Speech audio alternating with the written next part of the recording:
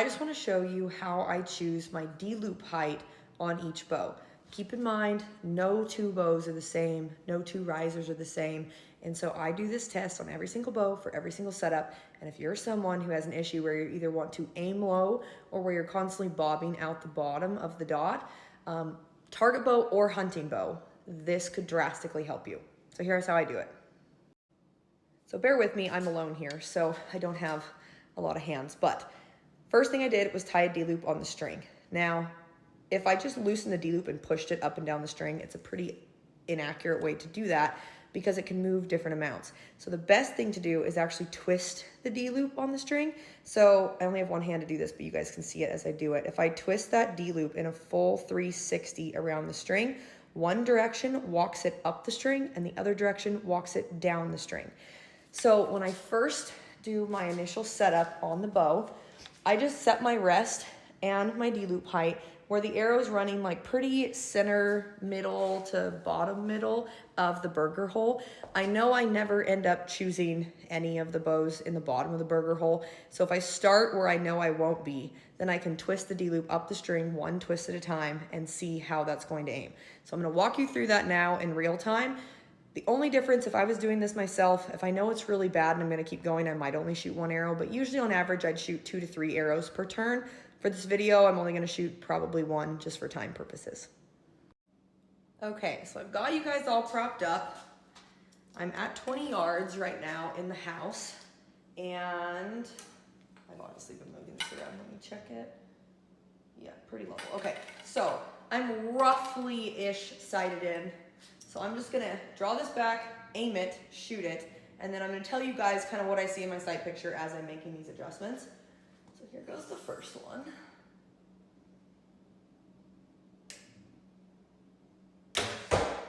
Okay, that went like bottom of the X, 9, bottom of the X, 9, 9-ish, kind of fired, not great. So now I'm gonna walk it up. Now I know if I turn my bow this direction, because I already tested it and figured it out, if I rotate the D-loop toward me, that is gonna move it up the string. If you're ever in doubt, you can just look at it and you can see what direction it's moving it. So I just checked again just to be sure, and yes, that was moving it up. Now, as you move your D-loop up the string, you're going to start hitting lower and lower.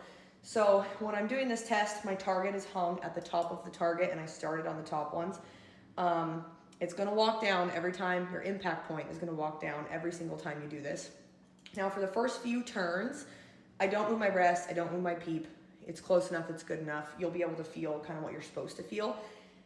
If I was gonna start super low and do a massive amount of turns up the string in my testing, at some point I would probably bump the rest a little bit and bump the D-loop or the peep height a little bit as I'm moving the D-loop. But I've done this enough times, I probably have a good idea of roughly where I'm gonna end up. So now let's do the second draw.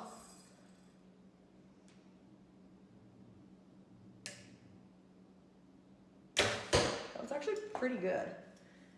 Okay, I was like X, kind of down to the 9, back up, it sat there and fired. I say that's pretty good, but it didn't seem that bad. So let's go again. So just same direction toward me. I'm gonna give it one more full rotation.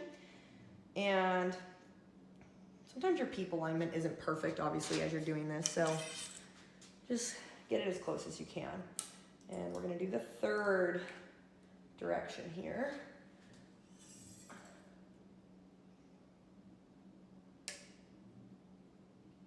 Ooh, that one was way better. That did not leave the 10. That went like X in the 10, X in the 10. That was the best one yet. Now the trick on this, I just keep going until it gets worse the other direction.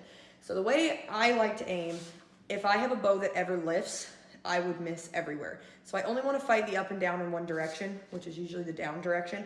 So if I twist this up enough that I have any lift in the bow, instantly I know I'm coming back down from that point. So it's kind of how I know what I want to do there. Let's go again. And the reason that I can't just give you oh, this is where I run all my arrows is because, again, I do this test on every bow, and pretty much every bow lands in a little bit different spot. So this is just a test that you guys need to do for yourself to see.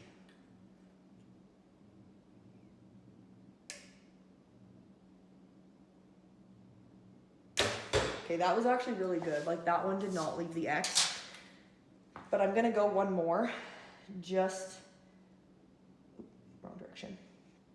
Just so you guys, because I want to be able to tell you kind of what I'm seeing. Because I have a feeling this might be too much. Or it could be even better, who knows? Again, this is all trial and error.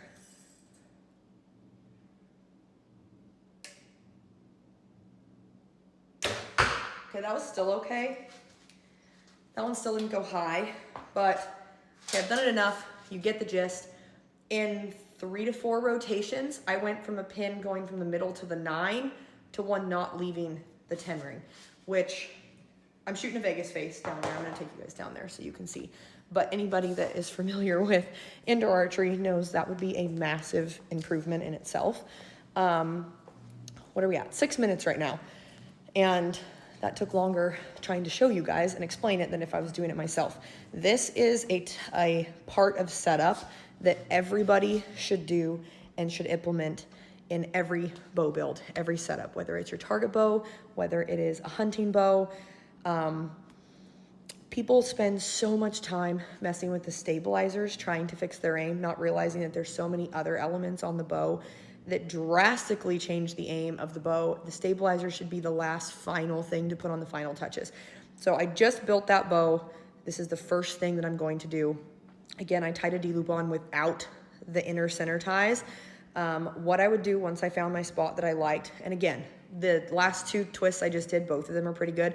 I would shoot, once it's close, 3 to 5 arrows with one, 3 to 5 arrows with the next one, and like to really help myself decide where I like it. Once I decide where I like it, I always put a Sharpie mark in the center of my nock. Then I loosen the D-loop, spread it out, hold the nock in the center, and then I tie my lower tie first, and then I tie my upper tie, and then I go ahead and push the D-loop back together. So that's kind of how I'm choosing the nock height. So I just want to show you guys like where I started. I didn't actually just shoot this arrow. I have a tip that pulled out in that hole, so I'm just leaving that arrow there. But I think it started probably here, walked it down here, then here, then here, and then this was the last one. So you can see that every single time I twisted that, it walked down basically the same amount, which is fine, but just be conscious of that. I don't want you guys to do this test to miss the target. If you start high and you're walking down, then you're gonna start impacting high. So again, don't miss the target because of me or my video. But hopefully that answers any questions you guys had. This thing's moving. This, again, I already said it, but this is such an important part of setup, and it will drastically help your aim, I promise. If your bow's already built, set up, and tuned, and you did not do this and you want to try it, I do want to say that yes, it's going to screw up your tune, it's going to screw up your sight marks, and you're basically starting from scratch. So if you want to give it a try, go for it, but just keep all that in mind. But anytime you do a new bow build, this takes about 10-ish minutes, and it is some of the best 10 minutes you will ever spend on a bow build. I promise it's gonna make all the next steps and your aiming so much better in your entire process. So if you guys have any other questions, let me know. Otherwise, I'm gonna keep the videos coming as I'm doing these bow builds and walking you through kind of each step of my setup process.